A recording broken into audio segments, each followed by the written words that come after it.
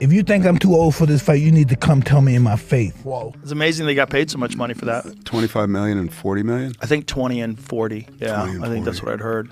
You know, which I'm happy Mike got the money, and I'm happy that he didn't get hurt. That was my fear, that it was going to be a real. If you think I'm too old for this fight, you need to come tell me in my faith. Whoa, it's amazing they got paid so much money for that 25 million and 40 million. I think 20 and 40, yeah, I think that's what I'd heard, you know, which I'm happy Mike got the money, and I'm happy that he didn't get hurt. That was my fear, that it was going to be a real fight. Mike Tyson just exposed himself on Joe Rogan's podcast in the most unintentionally hilarious and humiliating way possible. You know that's scripted. Fight rumor everyone was buzzing about. Turns out it wasn't just a rumor. Tyson, without even realizing it at first, spilled the beans while getting all worked up, basically confirming what fans feared: the whole match was a sham. Listen, I understand it was a big nostalgia hit, it got our attention, it was a big financial promotion for everybody, and it actually worked. Now the fight was absolutely terrible, and it feels like Paul was holding back his punches at times. Mike Tyson was holding back punches. Yes, the legend himself admitted it, and let's just say the backlash from fans and fellow boxers has been anything but subtle, because for anyone who grew up watching Tyson dominate the ring, this was a gut punch of a different kind. The fighter who once seemed unstoppable was now reminding everyone that even legends bleed, that even giants can falter. And yet, isn't that what makes him more relatable than ever? Because how many of us have faced moments where we felt the weight of our own limitations?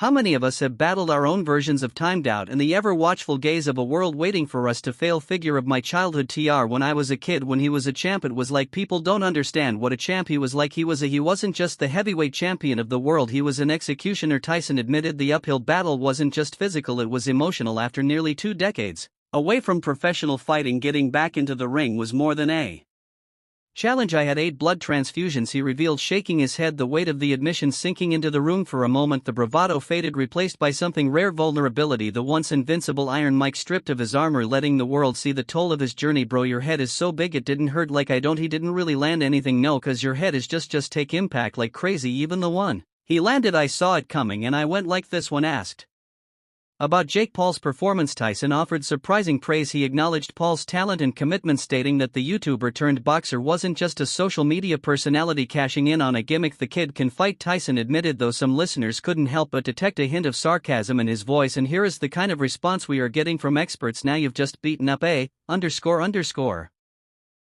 58 Wild, what am I going to do? Give you credit cause you didn't do it that badly, like it's not really that honorable. But I was pleased that Mike Tyson seeing the __.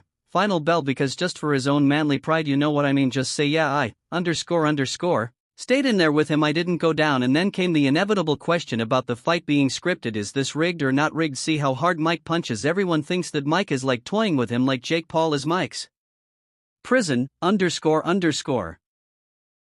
At first, Tyson was quick to shut down the speculation, calling it nonsense. According to him, the viral audio clip of Paul allegedly saying "I got your money" was blown out of proportion, yet skeptics weren't convinced. The fight's lackluster pace and Tyson's apparent hesitancy to throw his signature uppercut fueled suspicions. Critics argued that the match felt more like a theatrical performance than a legitimate competition. Even Tyson's staunchest supporters couldn't ignore the glaring inconsistencies in his usually aggressive fighting style. So to answer your question 100%, this was fixed. I sat it out and talked about it. It went to decision because that was a neutral way to end it, and it went the full 8 Rs to keep people entertained. They didn't want it to end quickly. 100% it was fixed. It was smart on them. A big money grab. Joe Rogan pressed Tyson on whether he believed Jake Paul was the real deal or simply a marketing genius, and I watched the guy's face and I watched that confidence bleed from his face instantaneously. Yeah, he had absolutely lost the fight long before Mike had ever gotten in the ring. Tyson, ever the pragmatist, admitted that Paul's ability to sell a fight was undeniable. That's half the battle these days, he remarked, hinting at how boxing has become as much about showmanship as skill. But even as he acknowledged Paul's promotional savvy, Tyson couldn't entirely dispel the doubts surrounding the match. For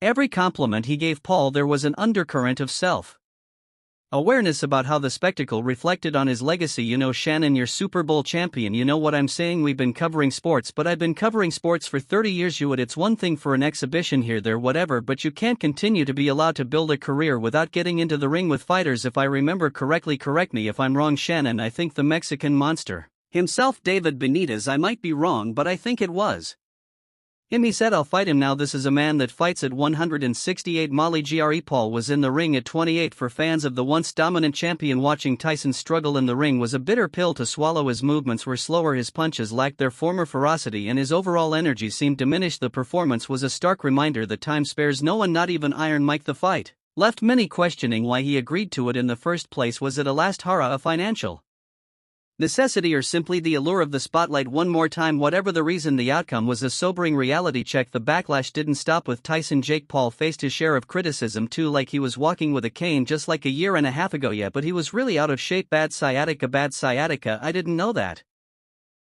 Yeah, real bad. It wasn't that long ago that he was, when I first met him he was very, very heavy. He was not working out at all, and I asked him, how come you don't work out? I don't want to ignite my ego. Analysts alike accused him of holding back, suggesting that he could have finished the fight if he wanted to. The leaked audio clip only added fuel to the fire, with some interpreting it as proof that the bout was nothing more than a cash grab. Social media erupted with hashtags like Oni unscripted fight trending as fans dissected every moment of the match, while Paul's defenders argued that his rising star was injecting new energy into boxing. Peru saw it as a betrayal of the sport's integrity. No, listen what I'm saying he was in the ring at 228 and you got a cat 60 pounds lighter than him saying I'll fight you. You know why? Because what they're saying is, when you going to fight real boxers? The fight's conclusion marked by Paul bowing to Tyson in an awkward gesture of respect left a sour taste in many mouths. The crowd's boos echoed a shared sentiment. This wasn't the Mike Tyson they remembered. The man who once struck fear into opponents now seemed like a shadow of his former self. Tyson himself admitted that losing in front of a packed stadium was humbling, though he remained defiant in his belief that stepping into the ring was a victory in its own right. For all the controversy, one thing was clear: the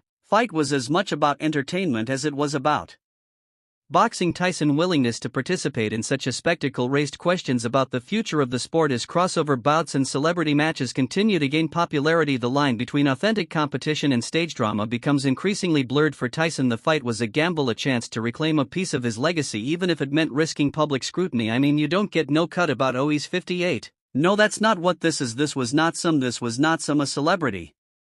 This was not some for some charity. No, we're going to do this. And Jake Paul, they asked Jake Paul, did he take his foot off the gas? Stephen A. This is what he said: yeah, definitely a bit. I wanted to give the fans a show, but I didn't want to hurt someone that didn't need to be hurt. Tyson exposed more about himself than anyone could have prepared for. Leaving Rogan nodding along, half amused and half confused, as Tyson unraveled his unique blend of wisdom, self reflection and sheer absurdity. First up, Tyson's not-so-secret psychedelics, and not just dabbling but full-on dives into the deep end of mushroomland. I take enough mushrooms to kill an elephant, Tyson admitted casually, as though this was the kind of thing people discuss over coffee. Rogan, known for his love of altered states, seemed intrigued but slightly cautious. Tyson wasn't fazed. He launched into a monologue about how these mind-bending trips connect him to the universe and allow him to see God in colors. Yes, God in colors. You can imagine Rogan trying to keep a straight face while processing that. One, he was jacked and in shape, and he looked was super intense, and he was just like ready to go, and it was terrifying. It was like, Jamie, wait, when was this? A few years ago, 4 years ago. Then came the life advice. Tyson dropped nuggets of wisdom like a Zen guru. If Zen gurus were built like tanks and had a lisp, he declared that love isn't about control but surrender. This is the same Mike Tyson who once owned pet tigers and had a history of very public chaos, but there he was talking about emotional vulnerability like a lovesick poet. Rogan, trying his best to take Tyson seriously, chimed in with his usual "that's deep" commentary, though it